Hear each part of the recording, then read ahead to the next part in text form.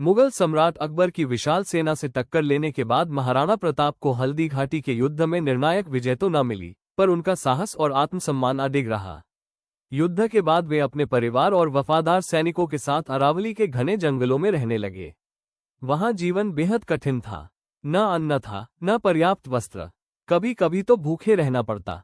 एक दिन जब बच्चों की भूख से रोने की आवाज गूंजी, तो महारानी ने जंगल की घास और पत्तियों को पीसकर उनसे रोटियां बनाए।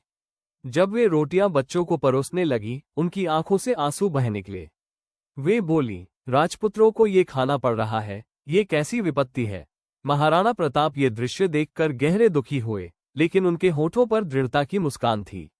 उन्होंने अपने परिवार और सैनिकों से कहा, आज हम घास की रोटी खा रहे हैं, पर याद रखना, ये हमारी कमजोरी नहीं, हमारी शक्ति है।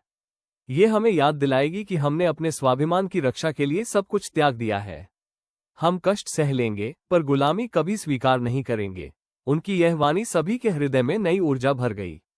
सैनिकों ने निश्चय किया कि चाहे कितना भी संघर्ष क्यों न करना पड़े, वे महाराणा के साथ मातृभूमि की रक्षा में डटे रहेंगे। कठिन परिस्थितियों में भी प्रताप ने हार नहीं मानी। उन्होंने छोटे छोटे दल बनाकर गुरिल्ला युद्ध नीति अपनाई। पहाड़ों और जंगलों से निकलकर वे मुगल चौकियों पर आक्रमण करते और फिर अदृश्य हो जाते। धीरे धीरे उन्होंने दुश्मन को कमजोर करना शुरू किया। वर्षों के संघर्ष के बाद महाराणा प्रताप ने मेवाड़ के अधिकांश क्षेत्र पर पुनः अधिकार कर लिया और चावंत को अपनी राजधानी बनाया। घास की रोटी की घटना केवल भूख और कष्ट की कहानी नहीं है, बल्कि यह स्वतंत्रता के संकल्प का प्रतीक है। इसी कठिनाई और साहस ने महाराणा प्रताप को अमर बना दिया।